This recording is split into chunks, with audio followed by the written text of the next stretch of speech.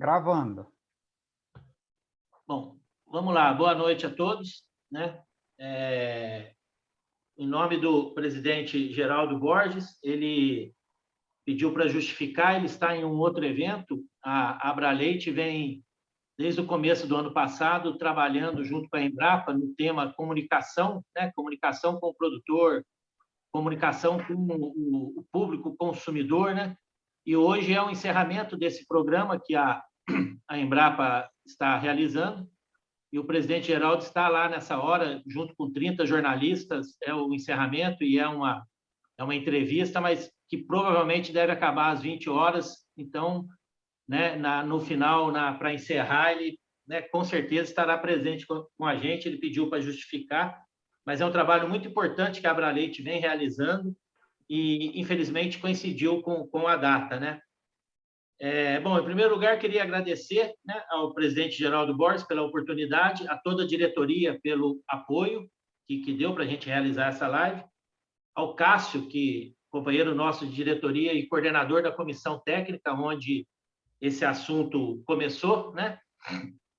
Queria agradecer ao Diego, que vai fazer a apresentação para a gente, né? Ele está de férias, ele é um técnico do Ministério da Agricultura, né? Da divisão de febre aftosa. Mesmo estando de férias, ele, com toda boa vontade, atendeu o nosso pedido. Diego, queria que você agradecesse e levasse um abraço ao Geraldo Moraes, né, o nosso coordenador do programa, vem conduzindo com muita maestria esse programa já há 2 anos, né? E também levar o nosso abraço ao Zé Guilherme, secretário de Defesa Agropecuária, e também à ministra Tereza Cristina, também, que vem fazendo excelente trabalho à frente do Ministério, né? Alberto, você, como diretor institucional, quer fazer o uso da palavra? Por favor, fique à vontade. Não, Wander, só mais uma vez parabenizar aí pela iniciativa. Acho que esse assunto é de suma importância para a pecuária brasileira. Nós dependemos disso para os nossos programas de exportação e também para a tranquilidade do meio rural brasileiro. Então, acho que será muito bem-vinda a palestra do Diego, as informações que ele vai nos trazer e a possibilidade dessa interação entre nós e o Ministério também é válida para a gente mostrar onde é que o calo está apertando em cada botina nossa, né? E eu acho que você já iniciou aí falando sobre os antígenos para exames de tuberculose e brucelose. Eu acho que isso aí é um problema sério realmente que tem acontecido, de maneira que, aos poucos, a gente vai equacionando e resolvendo todos esses problemas. Sejam todos muito bem-vindos e vamos juntos trabalhar pelo fortalecimento da pecuária brasileira. Muito obrigado.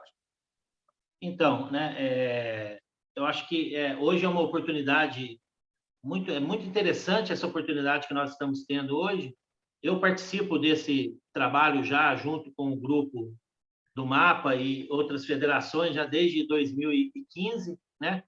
E já há 2 anos, né, junto com a Abraleite, e desde quando foi formada a equipe gestora nacional, acho que 1 ano e meio, se tiver 2 anos, né? Não me recordo quando foi criado, que a Abraleite faz parte. E dos pontos que a gente sempre identificou, que é a parte de comunicação com o produtor, né? Você tem as entidades trabalhando, mas a informação correta não está chegando no produtor, sabe? Aquela segurança que nós temos, que o programa está sendo bem embasado, em cima de muito estudo, em cima de muitos dados. Foi muito bem feito, o Diego vai fazer uma brilhante apresentação, tenho certeza disso. Então, hoje eu estou muito feliz que nós estamos conseguindo cumprir uma etapa que é levar a informação ao produtor, né? É uma entidade que representa o produtor na equipe gestora nacional, então trazendo o técnico do MAPA para trazer essa informação oficial ao produtor. Então, diante disso, eu não sei, Cássio, você gostaria de falar alguma coisa? Wander, eu queria só completar a fala do Américo, e parabenizar do Américo, não do Alberto, e parabenizar o Diego e agradecê-lo, porque realmente são assuntos complexos que precisamos de encará-los. E nós estamos falando isso uma comissão, nós somos muito novos doutor Diego, nós estamos começando a engatinhar na questão desses assuntos polêmicos de muita responsabilidade. Ontem nós tivemos um compartilhamento em um grupo de um produtor, não sei nem se ele está aí, da Bahia, dizendo que era preferível trabalhar com a vacinação. Então, assim, existem muitas dúvidas que nós precisamos de realmente colocar em cima da mesa. E o mapa tem nos mostrado uma flexibilização gigantesca, uma inovação para fazer com que a coisa aconteça junto ao produtor. E isso fica muito bacana. Essa fala do senhor, quando diz que o programa, o alvo é o produtor, ele que faz o programa. Eu estou comentando com o Leandro, que está aqui ao meu lado, ele é responsável hoje pela captação de 2,5 milhões com 4 mil produtores. E se eles não quiserem fazer, nós não vamos conseguir implementar ações sanitárias.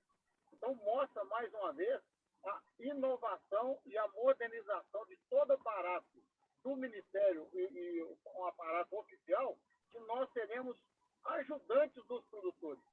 E a responsabilidade de partir para a exportação é do produtor. Essa fala é bacana demais. Parabéns pela abordagem.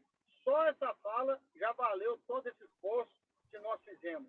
Mostra que é possível fazer um controle sanitário no Brasil, mas precisamos de todos.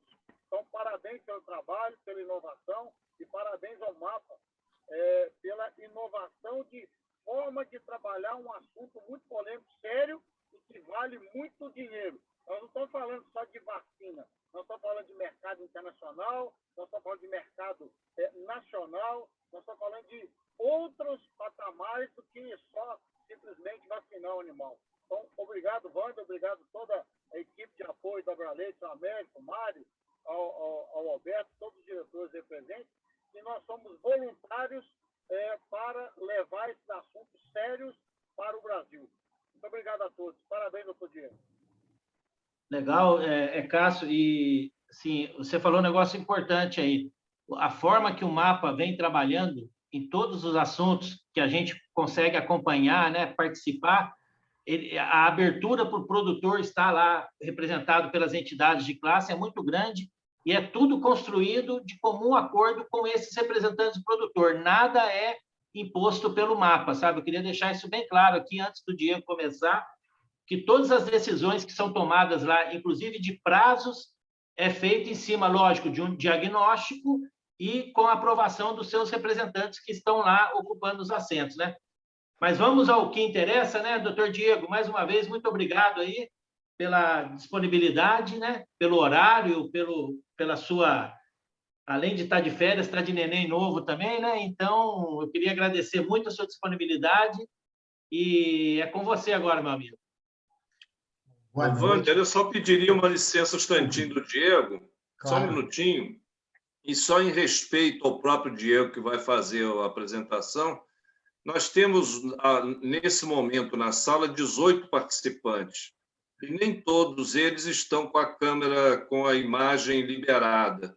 Então, aqueles que puderem e quiserem liberar a imagem para a gente prestigiar a palestra, seria muito interessante. Muito obrigado.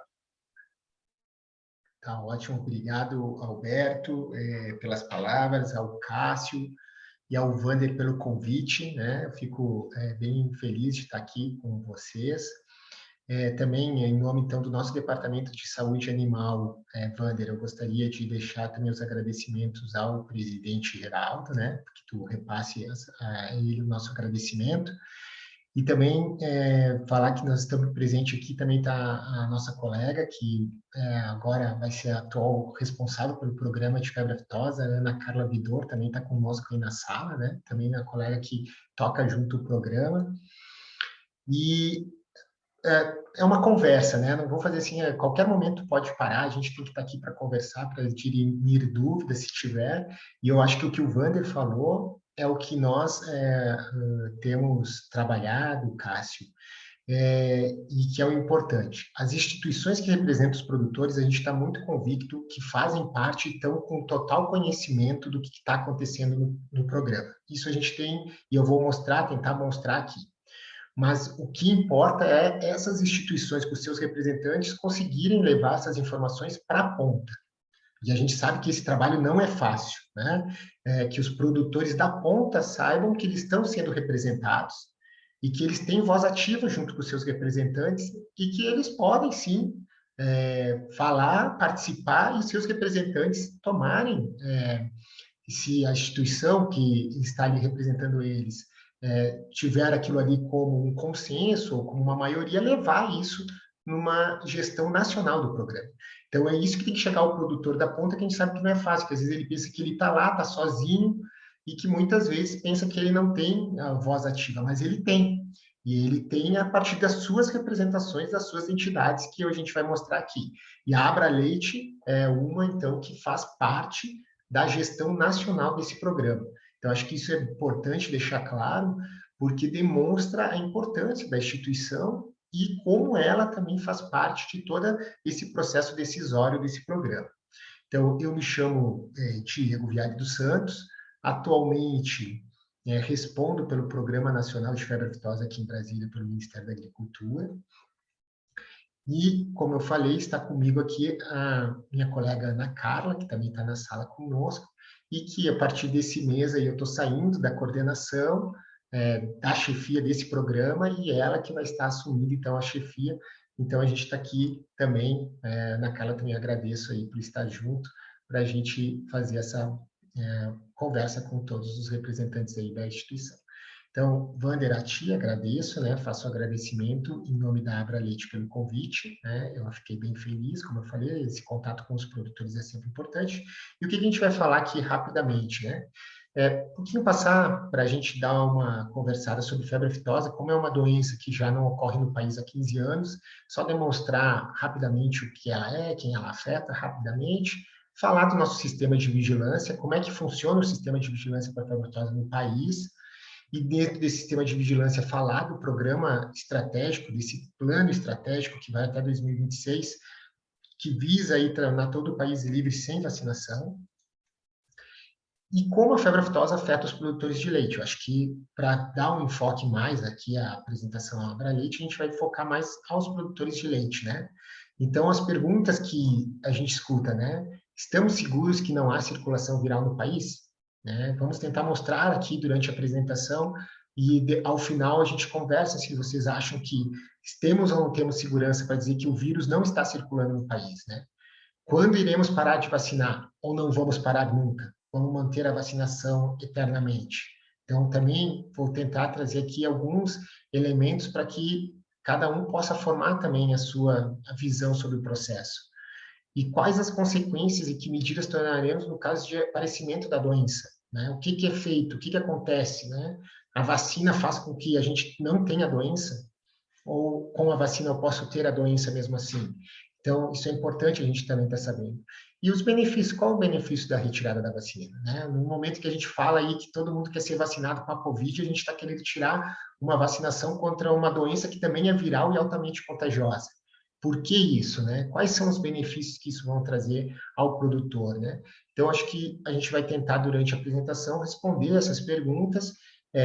Na verdade, não responder, trazer elementos para que cada pessoa aqui que está presente faça o seu julgamento e traga suas dúvidas e inquietudes que tenham a respeito de cada um desses itens, né? E algumas considerações finais.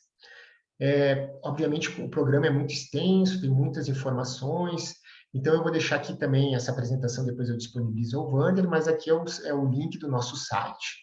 Então, todas as informações que eu for passar aqui, com certeza tem no nosso site, tanto sobre a doença, quanto o programa, quanto a vacinação, tudo está lá. E tem uma parte específica, que nós estávamos falando agora no início, sobre comunicação. Então, às vezes, cursos online, né, que hoje ainda está voltado para o médico veterinário e serviço veterinário oficial, mas a gente quer ainda ter cursos aí voltados aí também a outros profissionais e produtores rurais, né? A gente tem também mídias, panfletos, algumas coisas digitais que pode ser buscado também nesse nosso site. Então, eu deixo aqui o link para quem tiver mais interesse a respeito desse programa, né? Então, a febre aftosa, primeiramente, o que ela é, né? É uma doença, como já diz o nome, ela causa febre nos animais e vesículas ou aftas na boca, né? Então, é a febre aftosa, né? Ela é uma doença viral e altamente contagiosa. Vai ser até mais fácil a gente conversar por causa do coronavírus, né? Que também é uma doença viral e altamente contagiosa. E a importância da febre aftosa, eu acho que essa frase já diz tudo. Ela é a doença animal de maior importância no mundo. Então, independente, por exemplo, os Estados Unidos erradicou essa doença em 1930, na década de 30, e que até hoje tem um programa de vigilância. Então, assim, nenhum país descuida, nenhum país abre mão de fazer a vigilância para essa doença, porque ela é altamente contagiosa e ela pode trazer um dano muito grande. O tempo Manaus aumentou a diferença. Na cobrança de escanteio, a bola sobrou para Rafael Lucas marcar. 2-0. O Santa ainda descontou. Abriu algum som aí, pessoal. O Américo, Mas... você consegue gravar o microfone? Estou procurando ver aqui. Só restam 8 rodadas para tentar se livrar do rebaixamento para a 4ª divisão. Pela Série A, o Sport enfrentou o Bahia em Salvador sem 4 gols. Continuam, pessoal, vocês, o que vocês acham? Olha aqui quem está com... Deve ser o Alexandre Sambes. Lançamento de... Foi. Acho que agora parou. Então, por esse motivo aí, é uma doença de grande importância e por isso que a gente vai falar. E os países, mesmo que há muito tempo que já não convivem com a doença, mesmo assim mantêm seus programas de vigilância. Ela afeta os bovinos, obviamente, né, que a gente vai aqui, o nosso interesse, né? Mas não podemos esquecer que afeta os búfalos também, suínos, os ovinos e os caprinos. De espécies de produção, são essas as espécies que essa doença afeta, e se ingressar no rebanho pode afetar qualquer uma dessas espécies. E o que ela causa? Principalmente, qual que é o grande, e por que ela tem essa importância mundial? O dano financeiro é muito grande, né? Como ela tem alto contágio, então quer dizer que muitos animais vão ficar doentes e isso vai diminuir muito a produção, seja de carne, leite, naquele rebanho, e vai ser muito difícil eu conter se eu não agir rapidamente. Então, ela traz um dano financeiro muito grande na economia e para os produtores. Imagine um animal com essas lesões, são lesões que são provocadas, por exemplo, na língua, ele vai se alimentar com certeza com bem menor frequência, se alimentar, né? E isso vai diminuir o rendimento produtivo dele, com certeza, né? Além de infecções bacterianas secundárias aí que ele vai ter com certeza. Essas lesões aqui para Abralete mais ainda, nos tetos, imagine um animal com essas lesões que são provocadas pela febre aftosa, também vai ter uma dor, né? Vai ter uma produção muito menor, com certeza, devido a isso. Só que são lesões que ele causa também o vírus nos cascos dos animais, então o animal fica com dificuldade de locomoção, né? Então, por isso que a gente fala assim, que o animal está babando, é porque ele está com essas lesões na boca, né? Então, fica salivando demais. E também ele pode estar mancando, porque ele está com essas lesões nos cascos, né? Os suínos também são afetados, e aí ele tem daí também lesões no casco, às vezes ele fica, então, de joelho, né? Não consegue mais se apoiar com o seu peso em cima dos cascos, porque ele chega até a perder os cascos, dependendo do grau da lesão que acomete os suínos. Então, essas lesões aí que provoca a doença, né? E que isso, com certeza, vai dar uma queda da produtividade. Bom, como evitar, né? Acho que agora está muito fácil por causa do coronavírus. Como é uma doença muito similar, a gente tem basicamente as mesmas ações que a gente faz para o coronavírus para a população humana, as mesmas que a gente deveria fazer para a população animal, né? Então, medidas para evitar a introdução, basicamente, ter conhecimento e avaliar a condição sanitária quando compra um animal, né? Então, assim, não vou comprar de um produtor que eu não tenho conhecimento e simplesmente ingressar esse animal, esse grupo de animais que eu estou comprando no meu rebanho e já botar em contato com meus animais, isso é um risco. Então, é o que a gente faz, a gente não pega e um desconhecido entra agora na tua casa, né? A gente, hoje em dia, já não faz mais isso, né? A gente já fica com o pé atrás, porque a gente está com uma doença, está com um vírus circulante aí do coronavírus. Para a febre aftosa, mesmo que não esteja circulante no Brasil o vírus, e eu vou mostrar o porquê, essas ações são importantes, porque se o vírus vir a ingressar, né, é uma medida de mitigação eu ter esse conhecimento. Então, o animal babando, mancando, que apresente uma sintomatologia aparente, obviamente que eu não vou ingressar. Obviamente que nós temos animais assintomáticos, assim como o coronavírus tem população humana assintomática, a febre aftosa também acontece isso. Então, nem todas as vezes o animal vai estar com essa sintomatologia, mas ele pode estar carregando o vírus.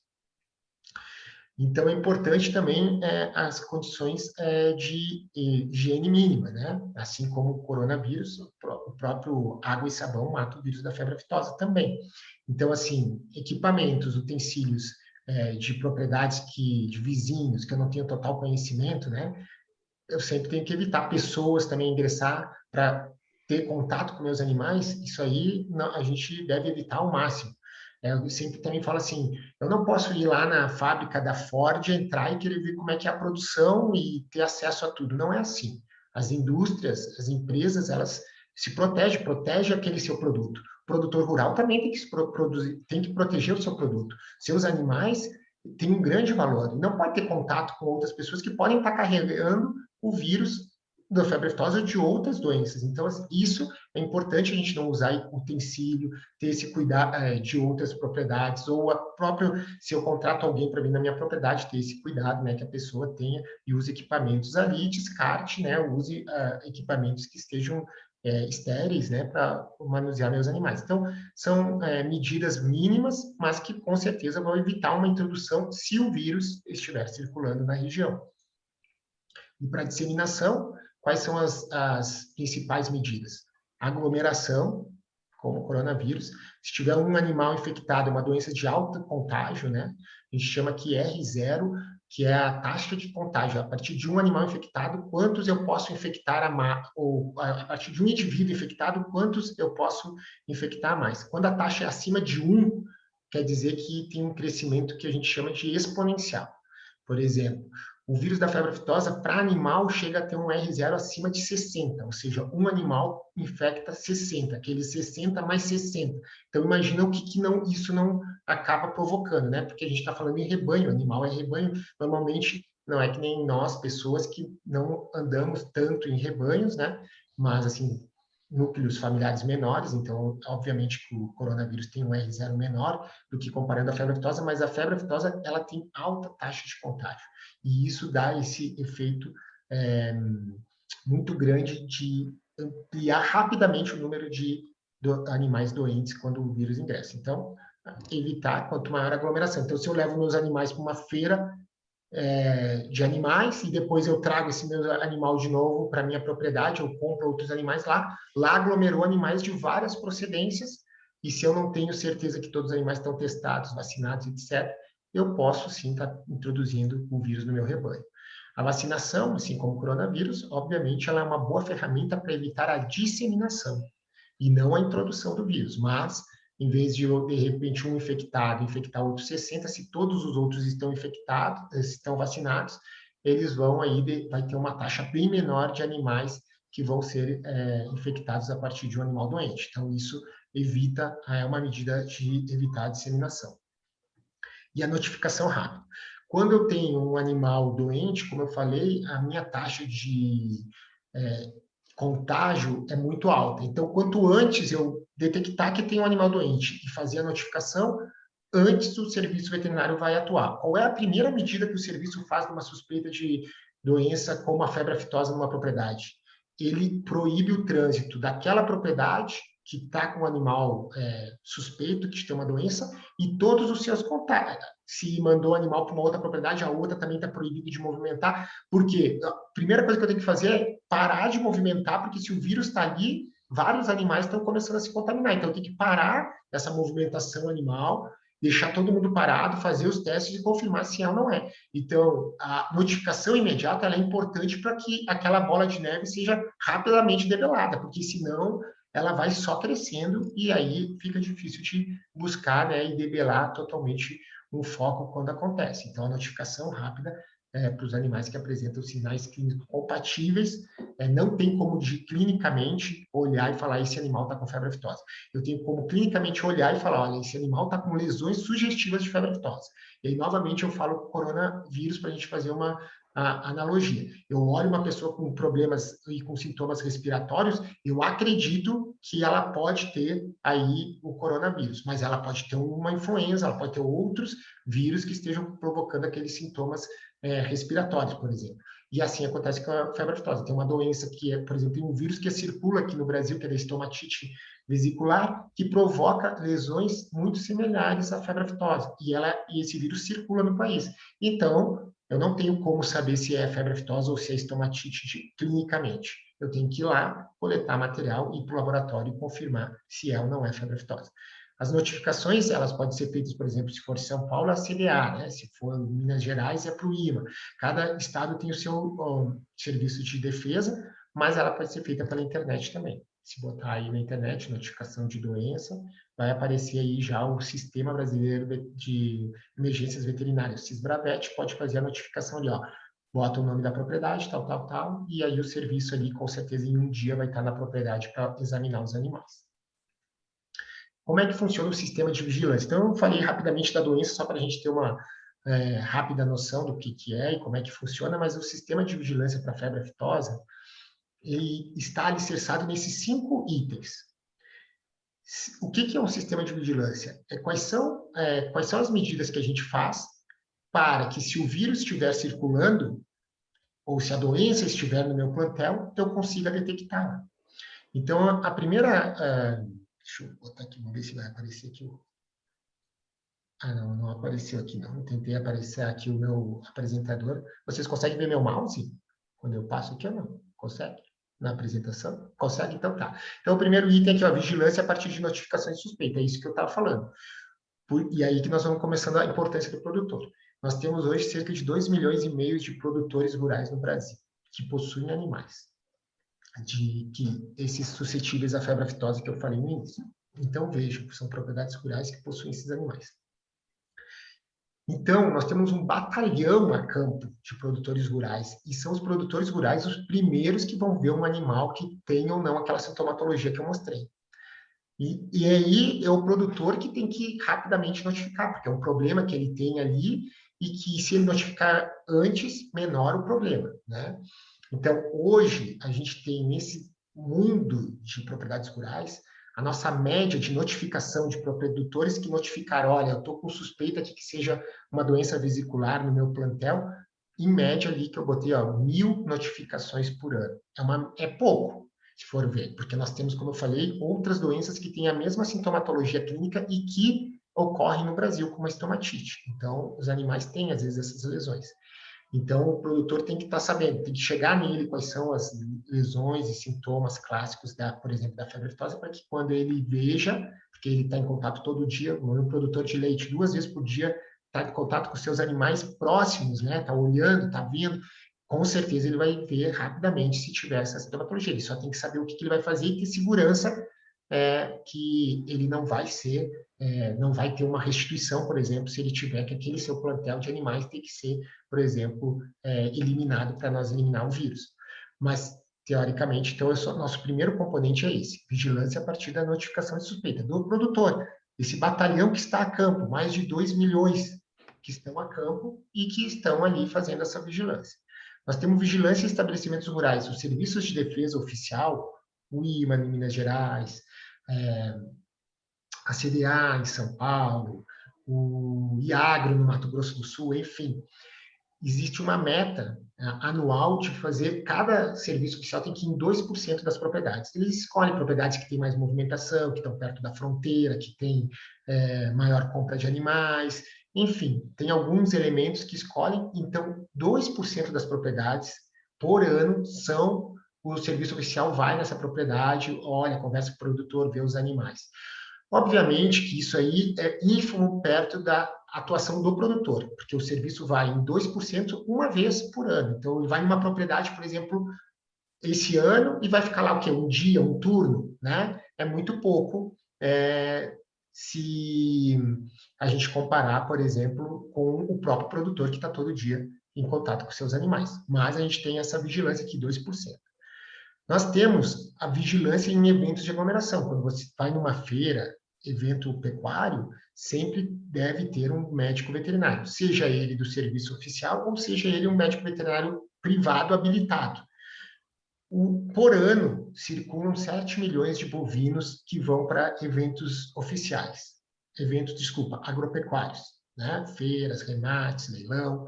Então, nesse momento, tendo um veterinário ali, é um momento de uma vistoria. Se tivesse um animal com sintomatologia clínica, possivelmente seria possível, nesse momento que tem um veterinário ali, detectar que tenha um animal com uma suspeita de febre aftosa. Então, é mais um ponto. Todo ano passam 7 milhões de bovinos. E eu falei para vocês que a febre aftosa é extremamente contagiosa. Então, se tivesse a doença, não vai ser um animal só doente, teriam diversos outros, né, naquele plantel doentes, e seria muito difícil o que o veterinário aí não conseguisse detectar. Um outro ponto de vigilância é durante o abate. A gente abate, por ano, cerca de 35 milhões de bovinos e cerca de 40 milhões de suínos. Olham quantos animais passam. Todo animal que é abatido, em teoria, tem uma inspeção anti-mortem e uma inspeção pós-mortem. Então, se tivesse aquelas lesões que eu mostrei para vocês lá atrás da febre aftosa, muito possivelmente seria detectado, se não foi em nenhum momento durante a vida, lá durante o abate seria detectado. Então, nós estamos falando em mais um ponto importante, claro que não é uma detecção precoce, mas detectaria. Então, se o vírus estiver circulando no Brasil, ele está passando desapercebido pelo produtor nas propriedades, na vigilância ativa que o Serviço de Defesa faz, está passando nos eventos agropecuários de aglomeração, que passa 7 milhões de bovinos e ninguém percebe, e está passando durante o abate, que passa mais milhares aqui de animais, mais de 70 milhões considerando suínos e bovinos, e também não estão detectando. E aí você, não, mas assim, o vírus se tivesse em animais de forma assintomática, né? Não está com a sintomatologia clínica clássica, é de forma assintomática. Acho que tem mais um microfone aberto aí, pessoal. Aí. Então, se nós tivéssemos eles de forma assintomática, que principalmente acontece nas áreas que tem vacinação, é que nem agora para coronavírus. Eu estou vacinado para coronavírus. Eu posso pegar, mas normalmente eu não vou ter uma sintomatologia grave, vou ter uma sintomatologia branda. Acontece a mesma coisa com febre aftosa. O animal que está vacinado não quer dizer que ele não vai pegar, não possa pegar e ser infectado pelo vírus. Ele pode, só que ele vai ter uma sintomatologia mais branda, muito possivelmente. E aí ele pode não ser detectado, porque eu só estou com uma coriza, por exemplo, eu não vou procurar um hospital, não vou procurar, então assim, passa desapercebido pelo sistema de vigilância. A mesma coisa pode acontecer com febre aftosa. O produtor não notifica porque ele pensa que é uma coisa branda. Mas a gente faz estudos soroepidemiológicos, todo ano a gente coleta soro, faz uma amostragem, obviamente que estatisticamente, com os parâmetros que são preconizados internacionalmente, sorteia propriedades, animais, vai lá, coleta sangue, manda para o laboratório e vê se aqueles animais ali tiveram contato com o vírus da febre aftosa. A gente consegue fazer isso. Desde 96, quando o Brasil começou a ampliar as zonas livres, começou a ter a primeira zona livre de febre aftosa, que foi só em 98, mas em 96 foi o estudo, já foram feitas em mais de 20 mil propriedades, foram coletados mais de 400 mil bovinos. E em todas as áreas livres, nunca foi detectado a circulação do vírus da febre aftosa nessas amostragens que são realizadas. Todo ano é realizada a amostragem. Então, assim, mesmo que fosse assintomático, nós teríamos que pegar, pelo menos nessa sorologia. E mesmo assim, a gente não tem pego. Então, isso demonstra a primeira pergunta, e aí eu passo para vocês. Nós estamos seguros que não existe circulação viral aqui no país? Nós temos todos esses pontos que eu mostrei para vocês, que a gente não encontra nenhum animal com febre aftosa. A gente não encontra no abate, a gente não encontra nas feiras, a gente não encontra, os produtores não percebem, não tem nos estabelecimentos rurais que o serviço oficial vai lá de forma ativa, e a gente faz amostragens sorológicas, coleta soro, manda para o laboratório e não encontra, não tem sinal da circulação do vírus. Então, nos leva a crer o quê? Que todo ano a gente faz isso, todo ano a gente está com esse sistema de vigilância, esses 5 componentes, e a gente não detecta, e isso, nós não temos nenhum caso registrado de febre aftosa há 15 anos no país. Isso demonstra que uma doença que tem alta taxa de contágio, que teriam vários animais doentes e não só um, que a gente tem uma segurança para dizer que estamos seguros, sim, para dizer que nós não temos circulação viral no país. O vírus da febre aftosa não está aqui. Se tivesse, nós teríamos que ter pego em algum desses componentes que a gente tem aí do sistema.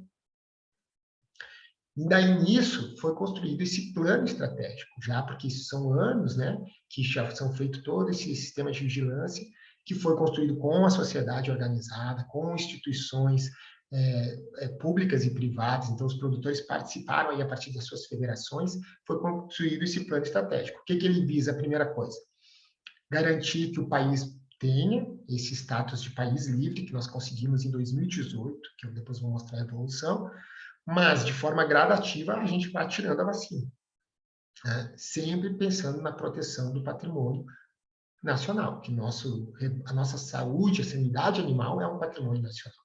Então, a primeira é esse nosso objetivo. E o que a gente busca também? A substituição gradual da vacinação por outras ações com envolvimento tanto do serviço veterinário oficial, do setor privado, dos produtores rurais, que são os principais protagonistas desse sistema, e dos agentes políticos, que também tem que dar recurso para que se mantenha esse serviço também de defesa sanitária. Então, tudo isso é que está dentro desse plano estratégico, não é simplesmente suspender a vacinação. E ele está alicerçado em 4 principais itens, que a gente chama de componentes. E o primeiro componente, o principal dele, é esse que está sublinhado, interação com as partes interessadas. Então, assim, não é um programa de cima para baixo, do governo, não é do Estado que está botando, não. Ele é um programa em que há uma interação entre todos que estão envolvidos. E quem que é o principal envolvido? O produtor. Então, por isso que as instituições representativas dos produtores estão desde a formação desse plano até a gestão agora que nós temos a nossa equipe gestora nacional. Porque esse é o principal item. Tem que ter uma ampliação, daí o segundo item, uma ampliação das capacidades dos serviços veterinários, os sistemas, a gente sabe que os serviços de defesa têm que melhorar, então a gente tem melhorado, inclusive nessa mudança de pensamento, né, de não ter mais tanto um perfil fiscalizador, e sim mais de educador, né, e isso é difícil também, então é um trabalho, porque mudar esse perfil dentro do serviço demanda um tempo e é um processo. Fortalecimento do sistema de vigilância, que eu mostrei para vocês, aqueles 5 itens lá do sistema de vigilância a gente tem que fortalecer, então a gente tem trabalhado nisso para cada vez, tá? Cada item, nós tem mais notificação pelo produtor, nós tem todos os animais que são abatidos de forma oficial e não tem mais abate clandestino. Então, assim, minimizar, a gente sabe que não vai, né, inibir 100%, mas vamos trabalhando para minimizar e para que todos aqueles componentes sejam reforçados, e aí sim nós vamos chegar nessa parte que é fazer a transição de uma zona livre com para uma zona livre sem vacinação. O plano estratégico, como sempre foi no Brasil para a febre aftosa, ele é regionalizado, ele foi dividido em blocos, então, assim, aqui, por exemplo, São Paulo, Minas Gerais, ele está aí no bloco 4, que é esse bloco aqui, que a gente chama que é o blocão, tem 11 estados, então, os blocos aqui que está em amarelo já suspenderam a vacinação, e o resto do Brasil está dividido em 3 regiões, que fazem as suas discussões internas, como é que está o andamento de cada um daqueles componentes que eu mostrei antes, aqueles 4 componentes, eles são divididos em ações, então como é que está cada uma dessas ações, para que quando tiver tudo reforçado, a gente possa, então, partir para a suspensão da vacina. Então, como é que funciona a gestão desse programa? Ele tem uma equipe gestora nacional, tem 11 instituições, tem o Ministério da Agricultura, tem os órgãos estaduais, mas tem as entidades representativas dos produtores. Então, na equipe gestora nacional, por exemplo, o Wander faz parte, representando, juntamente com o Geraldo, faz parte da Abraleite. A Abraleite faz parte da equipe que faz a gestão nacional desse programa. Então, quando eu vou mostrar aqui, se nós vamos, como é que está o andamento, como é que está o bloco aqui, o bloco que faz parte do Centro-Oeste aí, o que é o bloco 4. Se nós vamos ou não suspender a vacinação, em cima de todos os elementos, o Wander, a Abraleite decide se nós vamos parar de vacinar ou vamos continuar vacinando. E assim que acontece com a CNA, que está presente, a BPA, enfim, a Abrafrigo, né? Nós temos 11 instituições, né, que fazem essa gestão nacional. E em nível de bloco, que aqui tem uma sigla aqui, CCGE, existe cada um dos estados que faz parte desse bloco, por exemplo, todos os blocos possuem as suas CCGEs, tem um representante público e um privado, ou seja, um representante da federação. Então, aqui no bloco 4 são 11 estados, tem 22 representantes que vão discutindo, fazem reuniões aí trimestrais, bimestrais, para discutir como é que está o andamento das ações daqueles 4 componentes lá que eu mostrei antes, dentro dessa CCGE. E ainda nós temos uma outra siglinha aqui, ó, IGE, a Equipe Gestora Estadual, que são também instituições públicas e privadas do Estado, e cada um dos estados, são 27 IGEs, que discutem como é que está o andamento do plano estratégico, se estão reforçando, se os produtores estão recebendo a informação, se estão reforçando as ações de vigilância, como é que estão os componentes, tem todos os indicadores, são 102 ações, tem indicadores de cada uma das ações, cada IGE faz um monitoramento. Não é só público, é público e privado, tem as federações dos produtores participando. Então, essas 3 cadeias aqui, que são a equipe gestora nacional, vamos dizer assim, uma equipe gestora do bloco e a equipe gestora do Estado. Nós temos 3 níveis que têm participação pública e privada para fazer a gestão desse programa. Então, assim, nós temos, como eu falei, as equipes gestoras estaduais, todas as 27 UFs já têm implantada, todas têm representação setor público e privado nas equipes do Estado. Nas CCGE, que são essas de bloco, aí no bloco 4, por exemplo, que primeiro quem coordenou foi a Federação de São Paulo, né?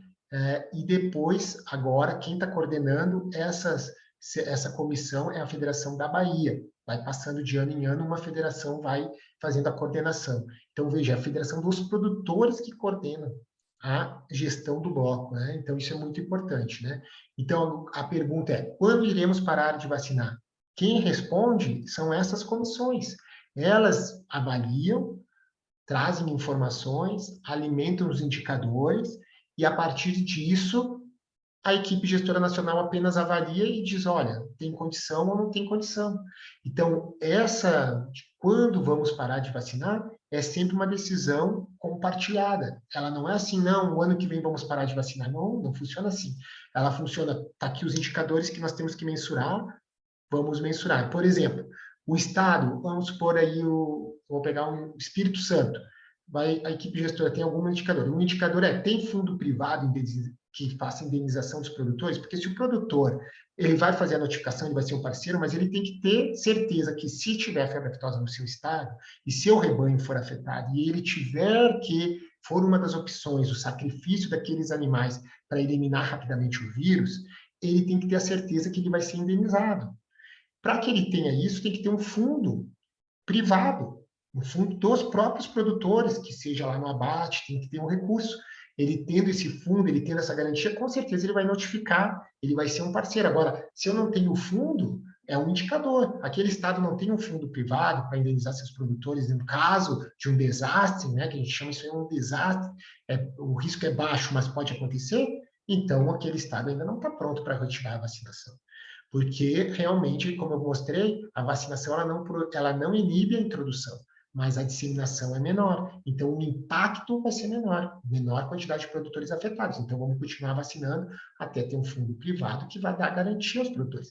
Isso eu estou falando de uma das ações que a gente mensura para avaliar, mas são 102, são muitos indicadores que a gente tem que olhar.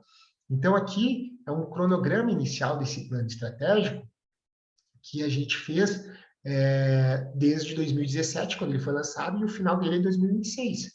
A gente tem uma previsão aqui, ó, em 2019, o Paraná já cumpriu todas as suas demandas, aqueles indicadores que eu falei para vocês. No Paraná, em maio de 2019, já foi estabelecido que ele já podia parar de vacinar, então ele parou de vacinar a partir de então. O Bloco 1, que é composto por Rondônia e Acre, foi em novembro de 2019, e o Rio Grande do Sul foi em abril de 2020. Todos esses estados que eu falei foram reconhecidos agora, recentemente, porque tem que ficar pelo menos um ano sem vacinar, para ser reconhecido de forma internacional como uma zona livre sem vacinação. Foi reconhecido agora em maio de 2021, recentemente. Agora, os outros estados, os outros blocos que eu mostrei ali, que é o bloco 2, que é o parte de 4 estados do norte, o bloco 3, que é a maioria do nordeste, o bloco 4, que pega todo o centro-oeste, quando que vai parar de vacinar?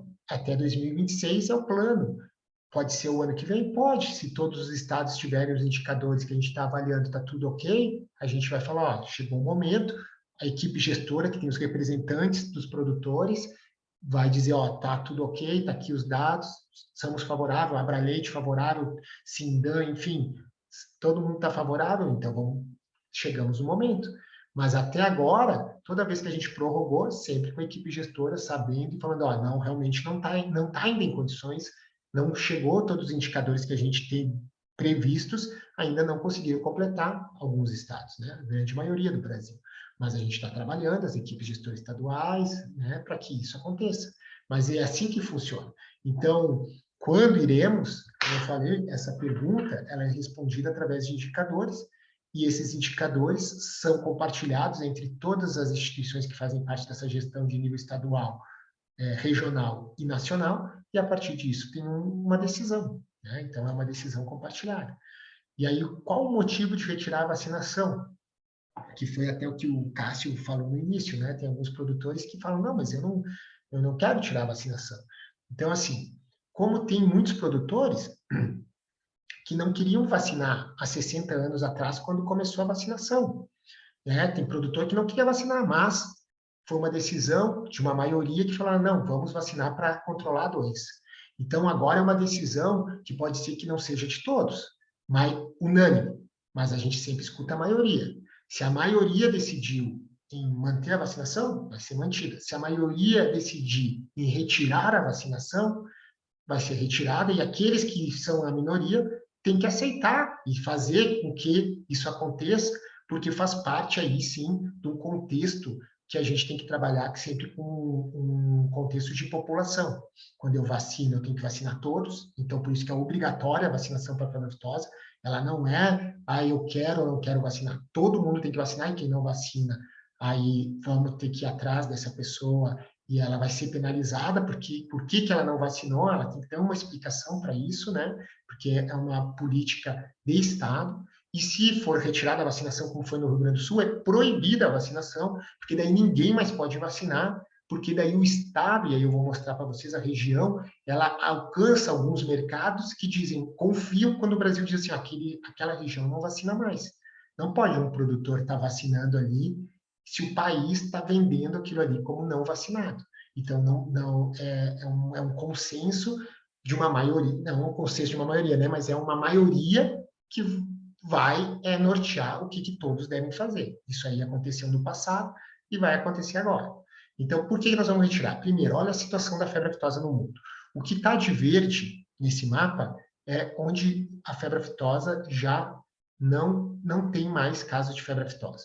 Então, o que está verde escuro são todos os países que são livres de febre aftosa sem vacinação. Não utilizam a vacinação e não tem caso de febre aftosa.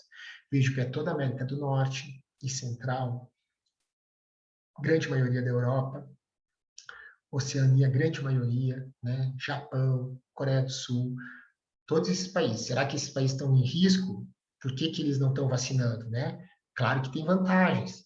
E tudo que está de verde claro são países que são livres da febre aftosa, com a utilização da vacinação. Grande maioria da América do Sul, e tem alguns países como o Cazaquistão, que também tem zonas livres com vacinação, lá na Ásia, Rússia, né, que também tem parte livre com vacinação, né?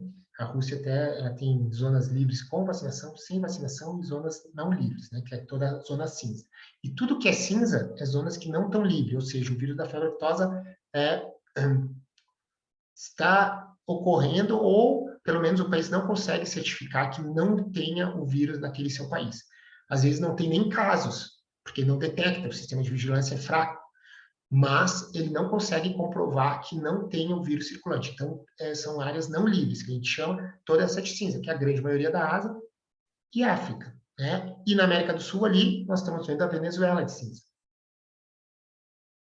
Então, a situação epidemiológica, quando fala assim, não, mas tem um monte de... tem febre aftosa no Paraguai. Não, não tem. O Paraguai é livre com vacinação. Na Argentina é livre com vacinação. Vejam que tem verde escuro, Peru é livre sem vacinação, Chile livre sem vacinação, nós temos parte da Argentina livre sem vacinação, temos as Guianas, Suriname, tudo aqui na América do Sul, tudo livre sem vacinação, e não aconteceu febre aftosa. Nós temos aqui dentro do Brasil, Santa Catarina, desde 2000 não vacina, desde 2007 reconhecido como livre sem vacinação, não aconteceu febre aftosa. Agora temos Rio Grande do Sul, Paraná, tudo que está verde escuro ali, Acre, Rondônia, livre sem vacinação. Então, assim, nos dá uma segurança que o vírus, como eu falei no início, ele não está circulando aqui. ele está numa região específica da Venezuela e que não, aquela região, ainda nós temos uma sorte, que não faz fronteira com o Brasil. A região onde o vírus está circulante na Venezuela é na fronteira, na região que mais fronteiriça com a Colômbia, tanto que a Colômbia teve inserções e focos em 2018, também daquele vírus que está circulando entre Venezuela e Colômbia, né? A nossa fronteira com a Venezuela é uma fronteira mais segura, e a gente ainda tem uma zona de proteção bem na fronteira em Pacaraima, que nos dá uma proteção que dali a gente consegue bloquear a entrada de um possível vírus da febre aftosa. Mas aqui eu estou mostrando os últimos focos que aconteceram na América do Sul. Aí a gente tem uma doença que nem no Brasil, o último foco 2006, nós temos 15 anos sem o vírus. Nós temos Argentina 2006, Bolívia 2007, a Colômbia, como eu falei agora, 2017, 2018 teve, porque lá na fronteira com a Venezuela, mas Equador 2011, Paraguai 2012, né? Então a gente vê Uruguai 2001, o último foco. Vejam que assim a gente não tem, nem nos países vizinhos, há muito tempo também já não tem o vírus. E eles também têm seu sistema de vigilância e também não estão detectando nada. Então, assim, nos demonstra que na região, nós estamos com uma região em uma situação epidemiológica muito favorável, que o vírus não está circulando aqui, né? Risco zero não existe, mesmo com vacinação. E eu vou mostrar o porquê. Porque a vacina, ela atua como se fosse um bom goleiro, mas não é infalível. Às vezes, pode acontecer de ser superado. Esse aqui, para nós vermos a evolução, como é que o Brasil, e isso é um programa, assim, é uma epopeia o que aconteceu no Brasil com relação à febre aftosa. Nós tivemos a primeira zona reconhecida aqui em 1998, o Rio Grande do Sul e Santa Catarina. Tudo que está de verde são as áreas que foram reconhecidas como livres. De 98 até 2018, ou seja, em 20 anos, o Brasil, de um país que era grande maioria endêmico para a febre aftosa, se tornou totalmente livre. Grande maioria do país verde livre com vacinação e aqui o azulzinho livre sem vacinação.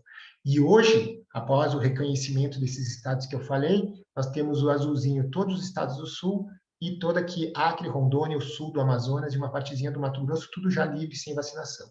Olha como é que nós estamos, se nós pensarmos numa doença que altamente contagiosa, nós conseguimos controlar e erradicá-la em parte do país, né? A erradicação é só considerada quando eu retiro a vacina e já tornar livre toda a parte verde. E agora vamos chegar na parte dos produtos lácteos. Vamos ver o que tem em comum os principais exportadores de produtos lácteos, né? Produtos lácteos, já produz, vende queijo, vende manteiga, tudo que ele exporta, na verdade. Principais exportadores. Nova Zelândia, livre de febre aftosa, sem vacinação. União Europeia, exportador de produtos lácteos. Ou seja, tem mais valor agregado. Livre de febre aftosa, sem vacinação. Estados Unidos, livre de febre aftosa, sem vacinação. Austrália, livre de febre aftosa, sem vacinação. Isso aí demonstra que países com essa condição sanitária conseguem colocar seus produtos. Obviamente que tem que ter uma qualidade nos produtos, mas eles conseguem atingir mercados, e tanto que são os maiores exportadores dos produtos lácteos. Então, a gente tem que começar também a ver o porquê que esses países estão alcançando alguns mercados e a gente não. E aí a pergunta também vem, não, mas eu vou tirar quais são as consequências, né? Que eu vou ter em caso de aparecer a doença. Essa pergunta, ela independe se eu estou vacinando ou não. Porque a febre aftosa, ela pode ter, como eu falei, um bom goleiro, mas não é infalível. Ele pode sofrer um gol, porque é o que acontece com qualquer doença viral que tenha vacina. Tu pode sim, mesmo com a vacinação, ter a doença, né? Mais branda em alguns casos, em outros casos, se tiver falha de vacinação, pode ser da mesma consequência. Lembro que os últimos focos no Brasil, 2005 e 2006, o estado do Paraná vacinava, teve foco, e o estado do Mato Grosso do Sul vacinava e nós tivemos o foco. A vacinação não inibe a introdução do vírus da febre aftosa. Então, dizer assim, não, eu me sinto mais protegido. Olha, para o tamanho do foco pode ser que sim, mas para a ocorrência do foco não. Porque se o vírus ingressar, se tiver um contrabando, e tiver ali, até porque a gente vacina só bovinos e bovalinos, a gente não vacina suínos, que é suscetível, caprino, ovino, então, assim, pode acontecer. Mas, de qualquer forma, eu trago aqui só rapidamente o que nós vamos fazer se tiver uma ocorrência de febre aftosa, e aí por isso que eu digo, tanto vacinando ou não. Tem duas ações que escolhidas, ações sanitárias, né, para que eu possa debelar o foco. Eu posso usar o sacrifício sanitário dos animais que estão infectados e dos seus contatos. Então, eu elimino os hospedeiros, vamos dizer assim, e eu estou eliminando o vírus também, né? E eu posso usar a vacinação de emergência, ou seja, naquela região que está sendo afetada, eu vacino toda uma população ali ao redor para evitar que o vírus se difunda, como eu falei, porque ele pode andar, né, rapidamente, porque ele vai tendo contágio de vários outros indivíduos suscetíveis. Então, dependendo, quando eu tenho um foco, aqui embaixo eu tenho quanto tempo eu vou demorar para voltar à minha situação, ou seja, se eu voltar a ser um país livre, com ou sem vacinação, dependendo do que eu vou tomar. Se eu fazer aqui, ó, sacrifício sanitário, utilizar ele para eliminar os animais infectados, ó, sim, e não usar a vacinação de emergência ao redor, em 3 meses depois que eu eliminei o último caso de febre aftosa na região que teve, aquela região já volta a ser considerada livre de febre aftosa, aí que sem vacinação. E se eu estiver vacinando, por exemplo, agora aconteceu um foco aí em São Paulo, por exemplo, aí usei o sacrifício sanitário e usei a vacinação de emergência, por exemplo, se eu fizer isso, eu vou demorar no mínimo 6 meses a partir do último caso eliminado. Então, eu eliminei o último caso, começa a contar o tempo, 6 meses depois eu recebo o reconhecimento. Então, em zonas livres com vacinação, eu posso, em 3 meses, ter o meu status restituído após eliminar o último caso. E nas zonas livres com vacinação, é o dobro do tempo. Eu preciso, no mínimo, 6 meses para conseguir restituir a minha condição sanitária. Então, até nisso, na zona livre sem vacinação, é mais rápida a restituição se eu tomar as mesmas medidas sanitárias, né? Só para mostrar o que acontece, mas isso independe da vacinação. E os benefícios, então? Nós vamos falar de recursos, tá? No Brasil, temos cerca de 215 milhões de bovinos que recebem a vacinação antes desses estados se tornarem livres, né? Tirando já os 4 milhões de Santa Catarina. Só com o custo da vacina, anualmente, até o ano passado, nós utilizávamos cerca de 330 milhões de doses de vacina por ano para vacinar o rebanho plantel brasileiro. Nas 2 etapas de vacinação, a gente sabe que quase todo o Brasil vacina todo o rebanho numa etapa e os animais até 24 meses na outra etapa. Isso se fazia necessário 330 milhões de doses, custando R$ 1,50 cada dose. Só de valor da vacina, o produtor rural no Brasil, todo ano, desembolsa 500 milhões de reais. Produtor rural, ele que compra a vacina. Não vamos falar aqui das perdas com o manejo, que eu tenho que trazer, né? Custo com mão de obras, propriedades maiores, você tem que contratar, né? Custo com material, não estamos falando nada disso. Só no comprar a vacina, 500 milhões. Quanto que dá de lesão de frigorífico? Mesmo com a nova vacina, que é essa de 2 ml, foi feito um estudo, que eu deixo aqui, a referência bibliográfica, foi publicado o ano passado, com a vacina de 2 ml, fizeram um estudo e vacinavam os animais e depois de um tempo acompanhava esses animais no frigorífico e viam lá, fizeram todas as boas práticas de vacinação, continham corretamente o animal, vacinava, usavam uma seringa, uma agulha por animal, que a gente sabe que nem todas as propriedades fazem isso, fizeram todo e chegavam no frigorífico e viam qual era a lesão depois de 45 dias, se eu não me engano, era 45 dias depois da vacina, iam para o frigorífico e analisavam qual a lesão que ficou ali na região da vacina, que foi aplicada, na tábua do pescoço. Em média, eles fizeram um estudo com vários bovinos, 60% dos animais vacinados apresentavam algum grau de lesão, e, em média, cada lesão era tirada no toalete 545 gramas, ou seja, meio quilo, é retirado no toalete por causa da lesão provocada pela vacina.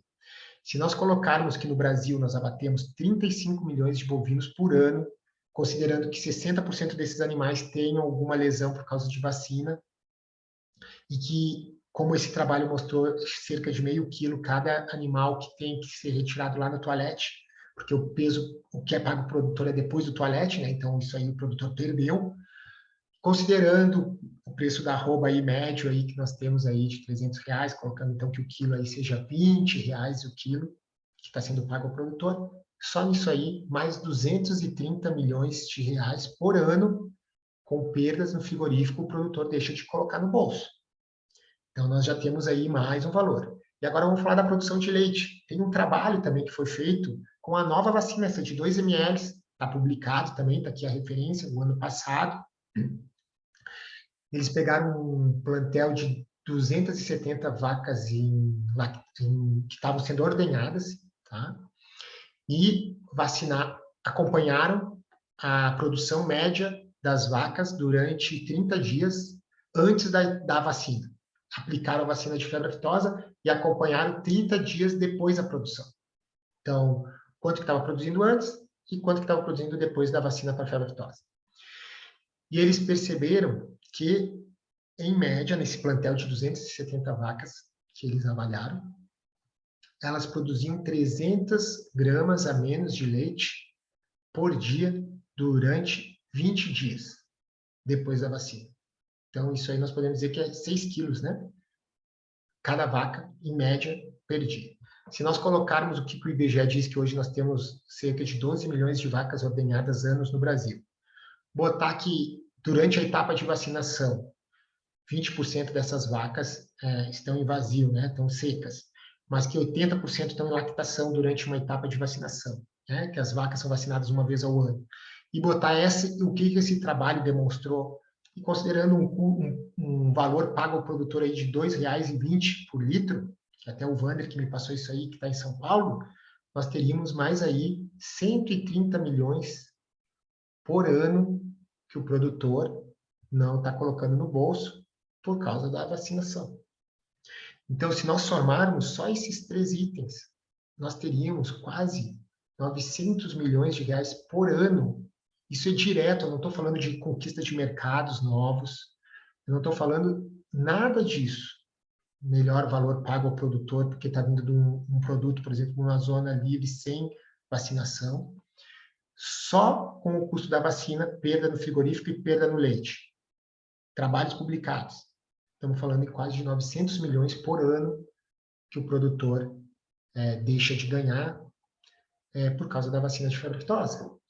Então, se a gente colocar isso aí, que a vacinação, ela já está aí, nós já temos 15 anos que nós não temos foco, e que está isso, e que todo ano tem esse valor, se a gente tiver reforçado, e que a vacina não inibe que o vírus entre, né? Ela não inibe, tanto que está aí os nossos últimos focos, a gente tem como dar esse passo a mais, né? De retirar e deixar esse recurso com o produtor, no campo, que é importante, fora os mercados que serão conquistados, possivelmente. Então, as considerações finais, o programa, a nossa sigla aí é o PNEFA, né, o Programa Nacional de Vigilância para a Febre aftosa, ele é de uma responsabilidade compartilhada, sendo que o produtor rural é o principal protagonista. Isso tem que deixar claro. Como eu falei, nós temos um batalhão de 2,5 milhões de produtores a campo. Então, esse é a nossa principal vigilância.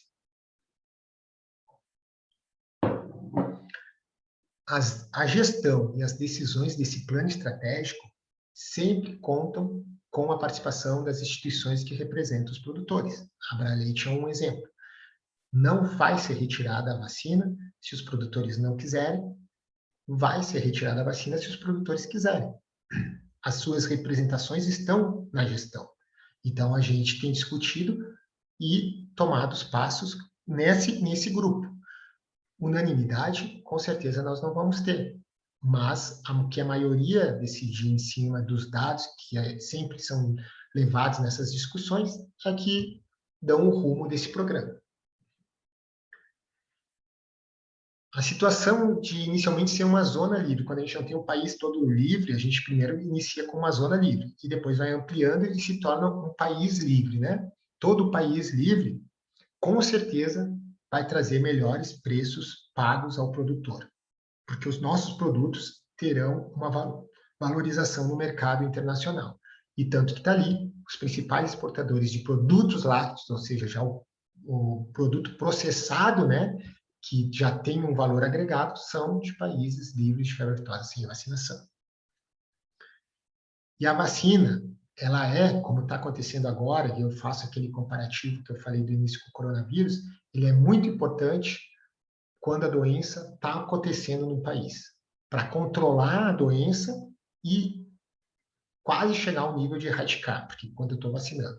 Então, eu já não tenho mais casos da doença, como acontece com febre aftosa. Depois de 60 anos vacinando, a vacina, ela já perdeu o seu grande papel que ela tinha que fazer. É que nem o coronavírus, a gente não vai vacinar eternamente. Quando o vírus não estiver mais circulando, com certeza a gente não vai mais vacinar. E a febre aftosa é a mesma coisa. A gente conseguiu fazer com que o vírus parasse de circular. A gente está numa condição sanitária interessante, bem melhor do que qualquer outro momento da história. E agora a gente tem que tomar a decisão. Pode ser mais 1 ano, 2 anos, 3 anos, mas em algum momento nós vamos parar de vacinar. Porque nós não vamos ficar vacinando eternamente contra uma doença, contra um vírus que não está ocorrendo mais aqui na região. Então, eu deixo aqui os meus contatos, né, novamente, mas eu vou estar aqui aberto para a gente estar discutindo e trazendo informações. O Wander também está conosco aí na equipe gestora nacional, então se tiver também mais alguma colocação, né, que participa junto. E, novamente, eu gostaria de, em nome do nosso Departamento de Saúde Animal, agradecer o convite ao Wander, né, e ao Geraldo, aí, presidente da Abraleite, e falar que sempre que tiver alguma dúvida, qualquer indagação, questionamento quanto ao programa, a gente vai estar sempre à disposição para trazer aqui o esclarecimento. Como eu falei, nós não trazemos aqui é isso que vai acontecer, não, nós trazemos as informações e sempre falando que a discussão ela vai acontecer e a tomada de decisão ela é conjunta. Então, Wander, eu devolvo a palavra a ti, eu vou parar aqui de compartilhar a apresentação e vou ficar à disposição aqui para a gente bater um papo. Diego, muito obrigado, né? Uma brilhante apresentação aí. Eu acho que você trouxe um pouco da história, trouxe muitos dados, né? E trouxe o que é o programa, né? Eu deixo aberto aí para o pessoal, quem quiser fazer uma pergunta, eu acho que abre o microfone, né? Acho que dá para a gente ir controlando, né? Eu deixo aberto aí para o Cássio, quer começar? Alberto? Senão eu começo aqui. Eu vou puxar a fila então, Wander. Vamos lá. Eu estou mais longe, eu converso menos com o Diego, então vou aproveitar mais a oportunidade. Vamos lá. Diego, parabéns pela brilhante palestra, excelente.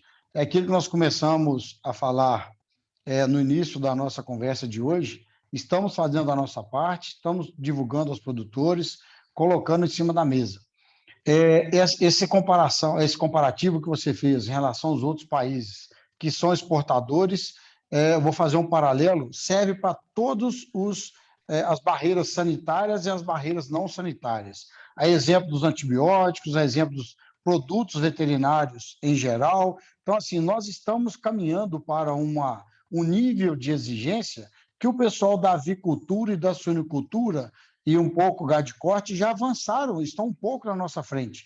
E agora nós temos que correr, se nós quisermos chegar no mercado internacional. E tudo indica que teremos coragem e capacidade técnica, não todos, mas eu acredito que tem muita gente boa nesse país com vontade de participar do mercado internacional. Então, assim, sua palestra foi muito esclarecedora. Agora, eu queria fazer uma pergunta que é a seguinte: qual é a pressão da OIE em cima do controle do Brasil em relação à fitose? Porque parece que tem só um grupo de pessoas no Brasil querendo controlar a fitose, né? Mas isso é um assunto mundial. Isso acontece, não é uma pauta que vocês, do órgãos oficiais, acordam e falam assim, vamos falar de aftosa hoje? Não é um grupo voluntário acontecendo. Existe... Eu queria entender um pouco como que é essa pressão internacional sobre o Brasil, sabe? Apesar de você ter citado alguns itens aí, mas eu acho bacana você explicar para a gente um pouquinho sobre isso. É bem interessante, né, a pergunta. A OIE ela é muito técnica, né? A gente teve agora, pensando que, por exemplo, a gente fez um pleito, agora mandamos 3 pleitos para a OIE, para o reconhecimento do Rio Grande do Sul, foi um pleito, do Paraná, outro pleito, e do lado do Bloco 1, outro pleito. O bloco 1 ainda é parte da Amazônia, então, às vezes, como quem avalia normalmente os dados e como é que está para fazer a aprovação são europeus, a gente deve vai ver a Amazônia, vai ver febre aftosa, pensa em desmatamento, né? A gente não está com uma imagem muito boa no exterior e pode ser que eles fiquem mais críticos com o país e tal. Mas, pelo contrário, a gente foi indagado tecnicamente, boas indagações, eles falaram como é que eles têm muito medo do nosso controle de fronteira, medo não, questionamentos, a gente explica como é que controlou, e para o nosso, assim, que a gente avaliou bem, eles aprovaram nossos 3 pleitos, né, sem nenhuma, e eles avaliaram outros 2 de outros países, que a gente não sabe qual, porque eles não dizem, só sai um relatório final, e os outros 2 pleitos que foram feitos foram negados por eles. Ou seja, eles estão bem criteriosos, mas o Brasil conseguiu demonstrar que a gente tem os nossos controles e que a gente, mesmo em fronteira seca, eles questionaram, por exemplo, o Rio Grande do Sul, como é que controla com o Uruguai? É uma fronteira extensa, seca.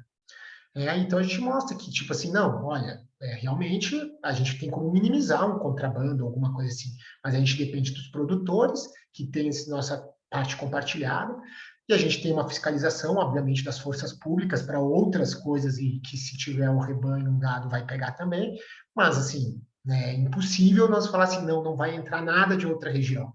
Isso aí eles têm, então acho que até a nossa transparência com eles nos deu bons resultados. Eu acredito que, assim, eles têm bons olhos para o Brasil no sentido da transparência, que a gente está muito transparente com eles, sabem da magnitude do país, é muito grande, e pode parecer pouco, Cássio, mas esse passo que nós demos, o primeiro, nós colocamos 40 milhões de bovinos como saíram de zonas livres com vacinação para livres sem vacinação.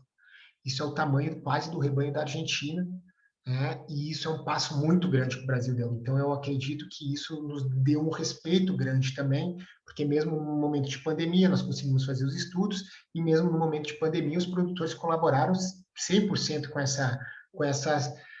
essa atitude. E por que daí aquilo que volta que tu falaste no início? O produtor, a partir das suas instituições, está participando da decisão. Não está vindo de cima a baixo. Porque se vier de cima a baixo, o produtor diz, não entra na minha propriedade. E não foi assim. Nós tivemos porque as suas instituições estão mobilizando suas bases, estão mostrando, eles estão decidindo, então vamos fazer, vamos. Então, a gente que isso está facilitando o andamento do processo.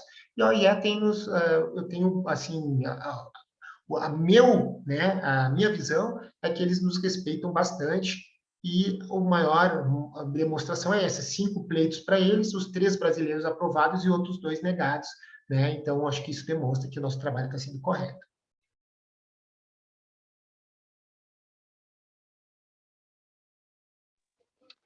Diego, o Leandro Sampaio, eu não sei de que estado ele é, você comentou aí nos blocos, mas acho que você poderia dar uma pincelada também. Ele está perguntando... É o gerente da CCPR, Wander. Oi? É o gerente da CCPR, Minas. Ele está Minas, né? Ele está perguntando sobre uma programação para o fim da vacinação. Certo. Essa é como eu assim, tentei falar ali na apresentação, a gente tem a gente sabe a data de fim, que é 2026. 2026 é quando a gente espera o país todo estar livre sem vacinação. Antes disso, as equipes gestoras dos estados e as que respondem pelas coordenações de bloco que estão avaliando e dizendo como é que está. O que a gente já sabe também que 2021, que esse ano que nós estamos corrente. Em 2022, nós vamos vacinar. Já foi definido isso aí por todos esses que fazem a gestão. Então, assim, poderia suspender 2023, 24, 25 ou 26.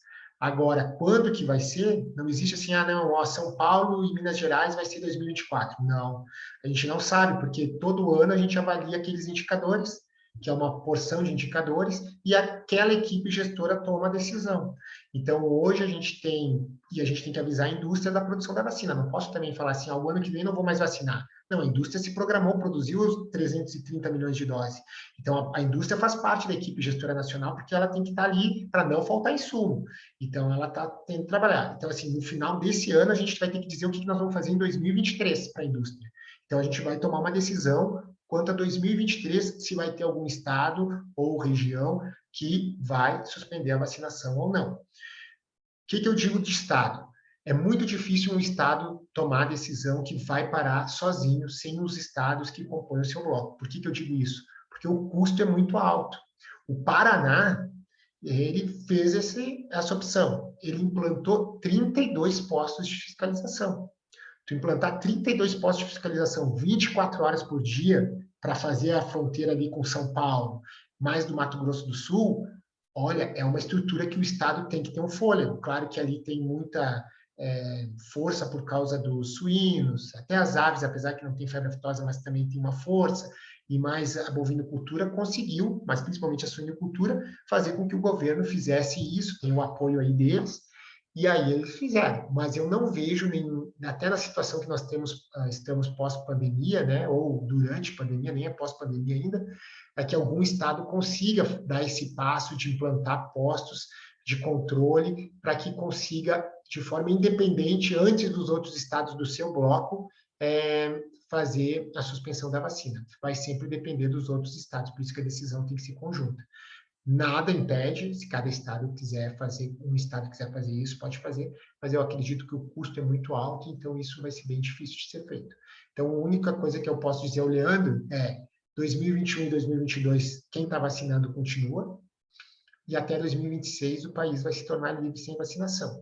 Agora, nesse meio tempo, o que vai acontecer?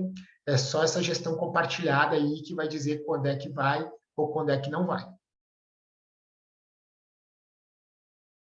Isso, acho que você comentou um caso, eu só queria dar uma reforçada, esse diálogo com a indústria, né? A indústria, a gente teve uma reunião muito importante, né, no final do ano passado, que foi a prorrogação até 2022, porque a indústria precisa de 1 ano e meio, né, para se programar, para fazer a vacina, né? Então, a gente não pode dizer que nós não vamos vacinar o ano que vem, aí chega o ano que vem e fala, não, os estados não tiveram condições financeiras de se estruturar, precisamos de mais 1 ano de vacina e os laboratórios não vão ter, né? Então, esse time dos laboratórios é muito importante, né? Eu não sei se tem mais alguma, Diego. Eu queria levantar só um ponto aqui, que isso também, às vezes, eu já ouvi muito, como também já ouvi muitos professores de faculdades, né, dando garantia, mas a circulação viral em animais selvagens, né, exóticos, no caso do javali. Claro. Né? Você poderia dar uma pincelada? Sim, com certeza. Isso aí tem estudos, o Panaftosa já fez na década de 70, né, vários estudos com diversas espécies aí que nós temos aqui na América do Sul, e a única espécie silvestre que tem importância para a manutenção do vírus da febre aftosa é o búfalo africano, que, como já diz o nome, só tem lá na África, né? Nós não temos aqui, não é o nosso búfalo. Esse ele consegue manter como portador, o vírus fica no animal, ele fica como portador e ele tem condição de transmitir para uma espécie doméstica, o bovino, por exemplo. Então, é até por isso que a África tem grande dificuldade de fazer o controle da febre aftosa, porque ele tem animal silvestre que fica com o vírus e transmite para os domésticos. Então, isso é bem complicado quando acontece.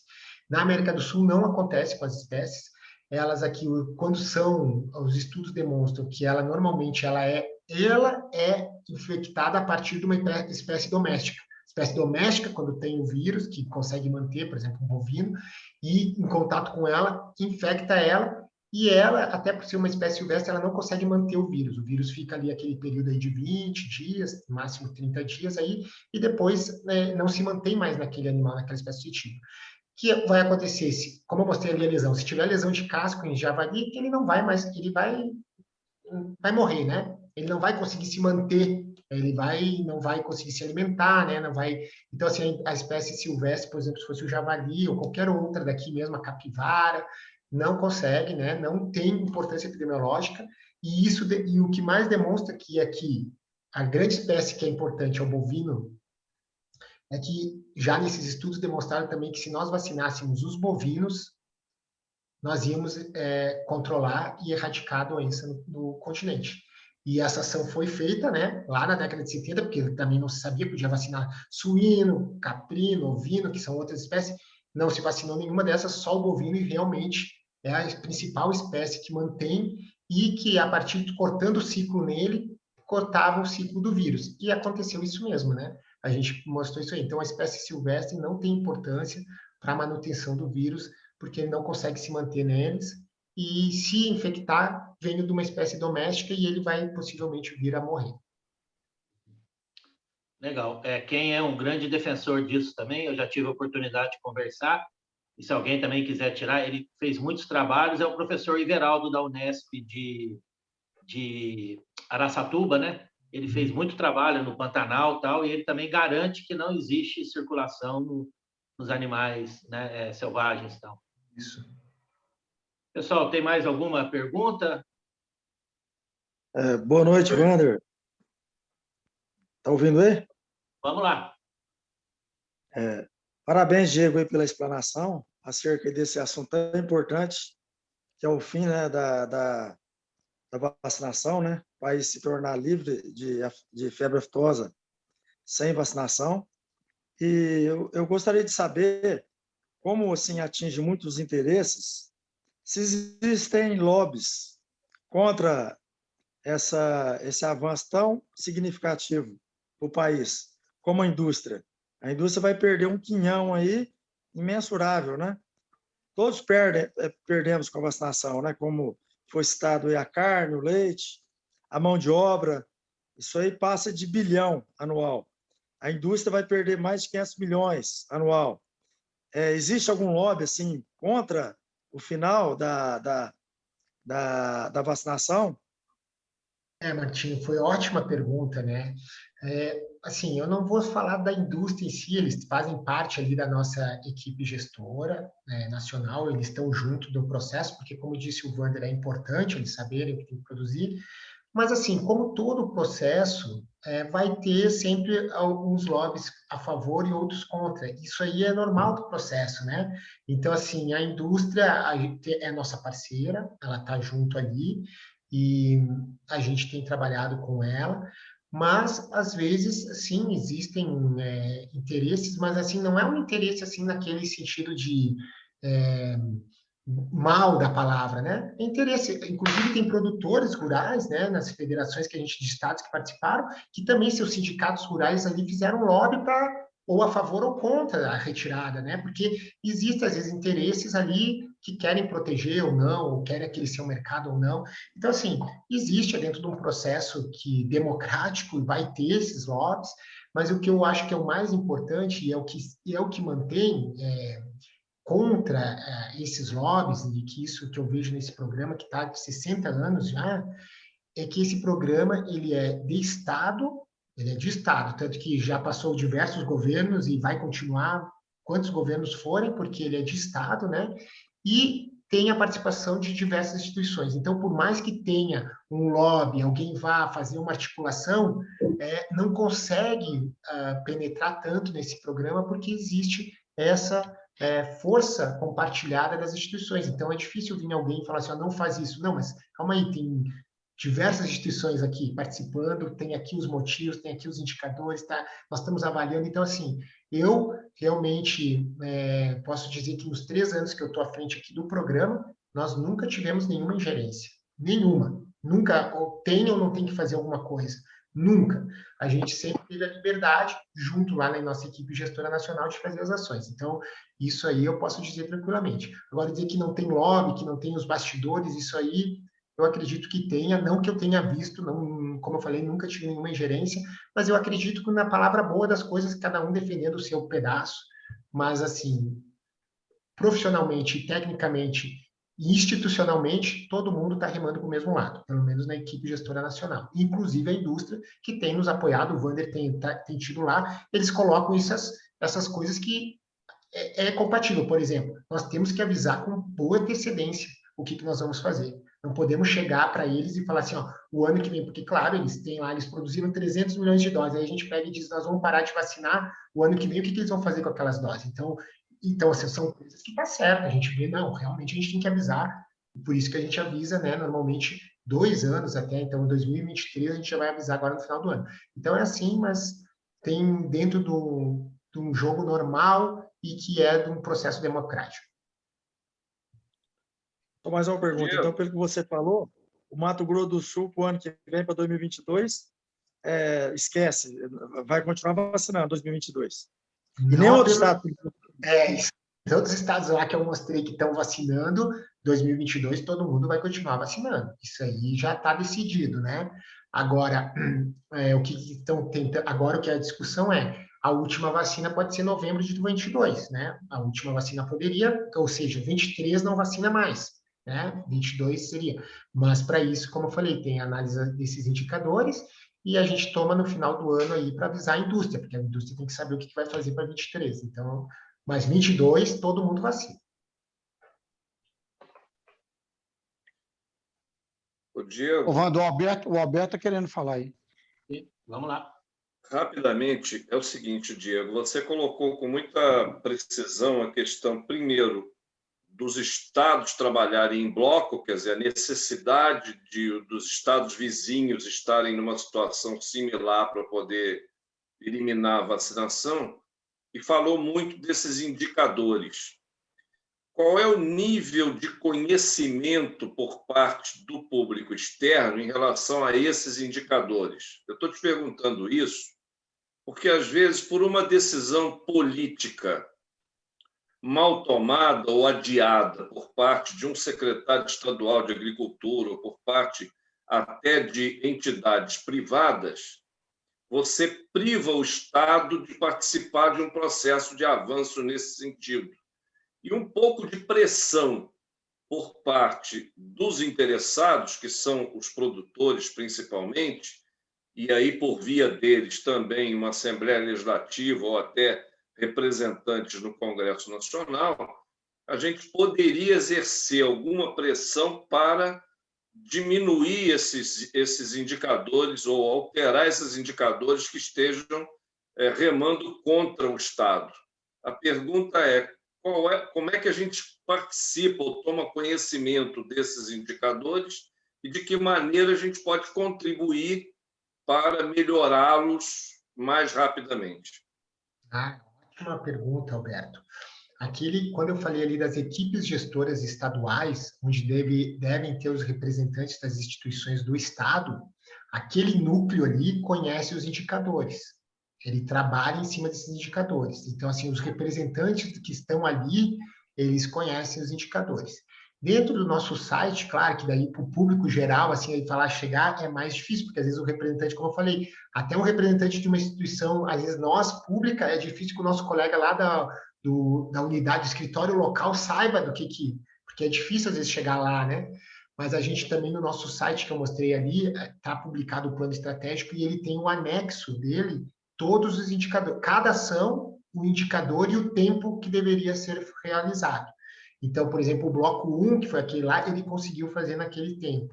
Os outros estados foram postergados porque não conseguiram fazer naquele tempo que está previsto, né? E ali tem, então, todas as ações e os seus indicadores está publicado nesse plano. Mas a equipe, basicamente, a equipe gestora do estado, que tem as suas representações, né? Dentro do estado, ali, que compõe as instituições, ela sabe já os indicadores, ela participa a cada 6 meses, a gente tem uma reunião, eles têm uma reunião, e eles têm que preencher em conjunto como é que está o nível de avanço de cada um daqueles ali. Por exemplo, o georreferenciamento é um. Qual o percentual de propriedades georreferenciadas? Como eu falei, a nossa resposta tem que ser muito mais rápida quando eu não tenho a vacina, porque senão dissemina. Então, o georreferenciamento de propriedades é importante. Quando eu tenho um foco, eu já sei qual é a coordenada daquela propriedade, faço os raios de 10 e 25 quilômetros, sei quantas propriedades tem dentro, quantos animais estão ali, já bloqueio as vias, então tudo isso é importante para a minha tomada de decisão. Então, o georreferenciamento é uma, por exemplo, ação importante. A pandemia deu uma travadinha, porque o pessoal tem que ir a campo, às vezes, para fazer isso. Mas, assim, todos esses são monitorados e essa equipe gestora tem conhecimento. E para o público geral está no site, entrando no plano estratégico ali, vai estar descrito lá no final daquele plano todos os indicadores. Alberto, só para dar uma completada, Diego, me permite, porque a gente está do outro lado aqui. O Ministério da Agricultura ele faz uma auditoria no serviço do Estado, aponta todos os pontos que precisam ser melhorados ou serem construídos, e aí o Estado deveria já ter feito um plano de ação dizendo de que forma que iria corrigir, sabe? Aqui em São Paulo houve alguns atrasos e tal, mas depois que montou a equipe gestora, há uma cobrança maior, sabe?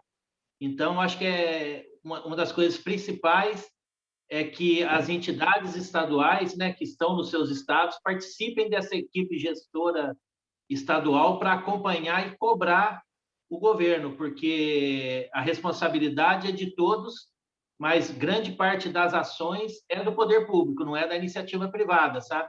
Sem a iniciativa privada não anda, mas, né, uma grande parte está na mão da responsabilidade do poder público estadual, né? E em conjunto, né?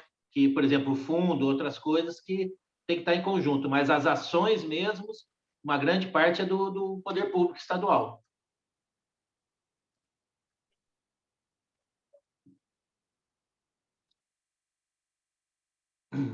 Temos mais alguma? Alguém quer fazer mais alguma pergunta? Parece que o Paulo levantou a mão. Oi, boa noite, Paulo Fadil. Vamos lá. Boa noite. Médico veterinário da Coordenadoria de Defesa Agropecuária do Estado de São Paulo. Eu gostaria que me tirasse uma dúvida em relação às barreiras sanitárias. Por exemplo, o bloco 4 que nós pertencemos, qual a necessidade de se fazer rotas sanitárias com barreiras entre os estados do bloco 4, já que São Paulo está central, por exemplo, abaixo de São Paulo já está o Paraná, que já está livre, sem vacinação, e vai ser vizinhos, vai ser Mato Grosso do Sul, Minas Gerais e Rio de Janeiro, que vão estar todos no mesmo bloco, provavelmente, se for parar, vai parar todos juntos. Qual é a necessidade de se fazer essas barreiras, que você mesmo disse que são caríssimas, né? Entre estados do mesmo bloco? Ótimo, Paulo. Assim, se o estado sair, todo o bloco sair junto, não precisa de barreira. Por isso que eu falei. Então, assim, o estado, por exemplo, se São Paulo, todo o bloco 4, conseguir todos os estados estarem aptos ao mesmo momento e todo mundo suspende a vacinação junto, não precisa barreira dentro entre esses estados. Mas, como eu falei, o Paraná, por exemplo, ele quis sair antes dos outros estados do bloco dele. Entendi. Aí, quando ele quis sair antes, os outros não estavam prontos e ele estava pronto. Ele falou, não, mas eu quero sair antes. Então, aí ele teve que fazer as barreiras. Mas se o estado for sair todo mundo junto, e é por isso que a gente fala assim, essa gestão do regional é importante, porque diminui os custos, porque não precisa mais fazer barreiras, que daí está todo mundo saindo ao mesmo tempo, né? E o custo maior é, com certeza, para o poder público, essas barreiras. 24 horas, manter todo mundo ali trabalhando de segunda a segunda não é tão simples. A gente sabe bem, né, quem está no serviço público, como isso é bem complicado. Mas não precisa. Então, se São Paulo sair todo mundo junto, São Paulo não precisa de barreira. Ok. Obrigado. E uma outra questão que eu gostaria de ter colocado, o pessoal do bloco 1, como eles estão em relação a treinamento de emergência sanitária? Eles tiveram simulados práticos de aftosa? Certo. A gente está, isso é uma ação de nível nacional, a parte de simulados de emergência, né? Então, a gente fez todo ano faz um simulado que treina o pessoal, até colegas de todos os estados a gente tem treinado, né? Então, o último que aconteceu foi em 2019, foi no Paraná, a gente treinou aí cerca de, eu não me lembro, mas mais de 100 colegas, aí trouxeram colegas de todos os estados, mas também do Acre, Rondônia, Amazonas, né, desses estados, que eles têm, assim, bem menor quantidade. Por exemplo, o Acre tem 13 municípios. Ele é um estado que então, tem menos unidades, não é um estado que nem, por exemplo, São Paulo, que tem uma estrutura bem maior, né, bem mais capilarizada, porque o estado é maior nesse sentido. Mas, assim, todo ano, e o ano passado era para ter em Santa Catarina, né, e traz novamente colegas para treinar na emergência. Só que, por causa da pandemia, a gente só conseguiu fazer ele virtual, não teve a parte prática. E tem o treinamento de atendimento à suspeita, né? Esse que é o de atendimento também foi feito nesses estados, e agora a gente lançou o treinamento que é EAD, né? A distância, que eu estava falando ali, está aberto aos colegas dos órgãos estaduais, né? A gente já teve a primeira turma, teve mais de 1.000 colegas capacitados, e agora a gente teve essa segunda turma aí que já tem, eu não sei quantos que foram inscritos, mas já estava mais de 400. Infelizmente, a parte prática, por causa da pandemia, nós estamos tendo que fazer postergando, né? Porque nós não temos, por enquanto, ainda condição. Esperamos que o ano que vem seja retomado. Ok, obrigado. Era isso, Adilmar. Ótimo, Paulo. Ô, Wander, se você me permite, rapidamente, como o tema é extremamente importante para os produtores de leite e, por via de consequência, para a Abraleite, talvez conviesse um expediente da Abraleite para todos os secretários estaduais de agricultura nesses estados onde ainda há vacinação, no sentido de indicar talvez um representante do próprio estado para fazer parte desse grupo de controle. Então, eu não sei se você poderia coordenar isso aí, talvez junto com o Cássio, mas acho que seria interessante que a Abraleite tomasse conhecimento melhor desses indicadores e de como é que as coisas estão andando, para que a gente pudesse exercer uma influência maior na agilização dessas medidas, né? Eu acho que a gente pode construir um documento, encaminhar aos conselheiros dos estados, orientando da existência dessa equipe gestora estadual e que seria muito interessante a participação da Abraleite, né? E aí cada conselheiro estadual a eles, né, vê de que forma pede o apoio e a Abraleite encaminha para o órgão de defesa estadual, pleiteando uma vaga nessas equipes gestora estadual. Isso não teria problema e seria muito interessante mesmo a participação, do mesmo jeito que a gente participa da equipe gestora nacional, os nossos conselheiros estaduais participarem da gestão da equipe estadual, né? Bem legal mesmo, então. Podemos fazer isso, encaminhar isso, e ver de que forma que a gente dá encaminhamento nisso junto ao presidente, né, ao Geraldo Borges, né?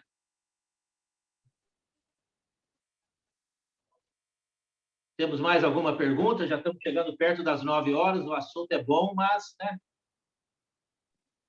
Ô, Wander, eu queria agradecer, tem alguns convidados aí que nós mandamos as mensagens. Obrigado, pessoal, por ter participado, ter nos atendido o convite. E, novamente, eu queria só encerrar. De novo, Diego, parabéns pela sua apresentação, foi top. Foi uma aula sobre controle da fitosa, de uma maneira muito simples, muito didática e com uma facilidade de entendimento do que precisa ser feito no controle da fitosa. E, de novo, numa abordagem muito inovadora. A responsabilidade é nossa. Nós, produtores, precisamos de querer fazer e falar, meus amigos, vamos controlar a fitosa? Vamos embora. Igual os paranaenses fizeram, a turma de Santa Catarina, do Rio Grande do Sul. Dá para fazer? Dá para fazer. E todo o mercado internacional é isso. É a união de esforços nacionais a favor do mercado internacional. Não quero deixar para o governo vai controlar a fitose. Não, nós temos que controlar. O governo vai fazer controle de antibiótico. Não, nós que temos que controlar. O governo é um parceiro nosso para juntar ferramentas, tecnologia, pesquisa, vocês na fiscalização, vocês que têm contato com o mundo afora, para nos incentivar e nos orientar qual o melhor caminho a ser seguido. Então, assim, eu fiquei muito feliz. A Abraleite tem muito essa conversa, esse discurso de que nós precisamos de fazer algo mais.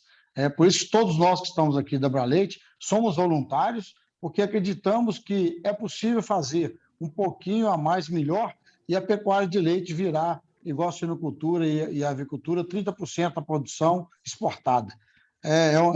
Parece meio louco, meio utópico, mas nós já estamos tendo movimentos nas bacias leiteiras e nas indústrias leiteiras de exportação. É um assunto real. Eu tenho vivido isso, que eu trabalho com consultoria e laticínio. Hoje eu sou gerente de uma grande cooperativa. Então, é uma prosa real, é um assunto que está na pauta, em cima da mesa. E temos muita coisa para fazer. Entrar no mercado internacional é fazer certas coisas certas. Então, obrigado pela sua abordagem, obrigado pelas suas orientações. Parabéns aí mais uma vez. Obrigado, Cássio. Eu agradeço novamente, né? E eu acho que a Abraleite está no caminho certo, porque eu vejo o Wander e o Geraldo lá na equipe gestora nacional, né? Então, estão participando, sabem em primeira mão. Eu, se fosse de uma instituição de produtores, eu gostaria que meus representantes estivessem lá, porque tem que estar na gestão, né? E tem que querer, às vezes as instituições, como falou, às vezes não querem, é mais uma coisa assim, mas é a gestão de um programa que vai afetar afeta porque é o protagonista, o produtor, né? E também, eu acho que essa ideia do Alberto é importante, porque eu vou dizer de experiência daqui. O setor público só se movimenta quando o setor privado organizado cobra. Senão, sempre vai ter gente cobrando. Então, quem cobra, o setor público se movimenta, porque os agentes políticos é que estão na top, né? Não adianta falar com os técnicos não têm o poder que o agente político tem de fazer essa movimentação. E o agente político ele se movimenta a partir da cobrança da sociedade organizada, e no meio rural das instituições como a Abraleite. Então, acho que é bem importante oficiar, fazer gestão e tá cobrando, porque o poder público, como eu falei, ele tem várias demandas, quem está cobrando mais, ele vai forçando aquele lado. Então, a gente acredita, assim, que é bem importante essa articulação, parabéns pela instituição de vocês, que participa ativamente, né? É muito interessante, o Wander, eu não me lembro, eu acho que todas as reuniões que eu tenho participado, ele tem, né? Participando pela Abraleite, então eu acho que isso é muito importante. E saibam que a gente vai estar aqui também sempre de parceria, juntos, porque para nós é muito gratificante. O nosso foco é o produtor rural, né? A gente trabalha, o nosso emprego só existe por causa do produtor rural, senão não existiria. Então, obviamente que se o produtor crescer, para nós é melhor. E nós queremos, né? Isso, então, conte sempre conosco, né? O Departamento de Saúde Animal estará sempre aqui à disposição. E vocês, sempre que precisarem, é só contatar. Como eu falei, acho que o nosso elo aí, eu e o Wander aí, já temos contato pelo WhatsApp, tá? Como eu falei, se fosse outros aí, eu ia estar de férias e ia voltar aquela resposta padrão. Estou de férias, né? Só quando eu voltar a gente conversa. Mas aquela coisa a gente queria também, né? Então já tem até meu WhatsApp, já mandou pelo WhatsApp, a gente já fez aí. Não, eu fico feliz e estou sempre à disposição. Então, mais uma vez, obrigado e meus contatos estão à disposição de vocês. Diego, obrigado mesmo. Acho que o Cássio resumiu bem, né? Foi uma aula que você deu para a gente. E acho que você citou várias vezes aí, né? Eu queria, então, aproveitar, acho que a oportunidade. Acho que a gente sempre tem que agradecer. Eu comecei nessa caminhada aí há uns 6, 7 anos atrás. Tiveram muitas pessoas que me ajudaram a chegar hoje no que é hoje, onde a gente está hoje, poder contribuir com o plano, né? Então, eu acho que, né, fazer aí só citar alguns nomes em forma de agradecimento pessoal meu, no caso, né, no pessoal lá que sempre estava junto com a gente na CNA, o Dr. Décio Coutinho, Dr. Altino, Dr. Pita, foram muito importantes nas orientações que eles nos davam. Aprendi muito com eles nas reuniões, na hora do almoço e do coffee break, né, assim, nos bastidores ali, que rende muito, a gente aprende muito. O Antônio do Mato Grosso, né, da FAMATO, o Antônio lá de Goiás, né, eles sempre, né, a gente sempre trocou muita informação. Ao Dr. Plínio aí do MAPA, que tocava né, o Plínio era fantástico, né? Né? Hoje ele está aí tem muito contato com ele na parte dos artesanais aí, né? Então, ao Guilherme Marques, que tocava o programa, né? E mais recentemente aí, né, agora você, o Geraldo, né, Moraes, e eu tive o prazer de coordenar o Bloco 4 aí durante 2 anos, né? E com muita ajuda sua, da Alba, né? E principalmente um agradecimento especial ao Thiago, lá da FAESP, que, né, graças a ele, a gente conseguiu ter um grande sucesso aí no trabalho, né? E deixei por último, não menos importante, até ao contrário, né, o mais importante, nosso grande amigo Dr. Guedes, né, que é uma figura, é o símbolo do programa de aftosa, né? Aí eu me despeço, agradeço mais uma vez, Diego, né? Você estava de férias, está com o neném novo, aproveito para desejar muita saúde aí, muita felicidade, que ele seja muito feliz, né? E a família aí, né? Que Deus abençoe. E, mais uma vez, obrigado a todos aí pela participação e eu acho que um pontapé inicial da Abraleite aí, né, Cássio, né? Foi muito bom, né? Obrigado a todos aí. E, Américo, obrigado aí pela força aí no estúdio da Abraleite aí. Disponha sempre, o Mário voltou também, estamos juntos. Opa, então tá bom. Um abraço a todos. Obrigado aí, Mário. Obrigado, Boa noite a Mário. todos. Obrigado.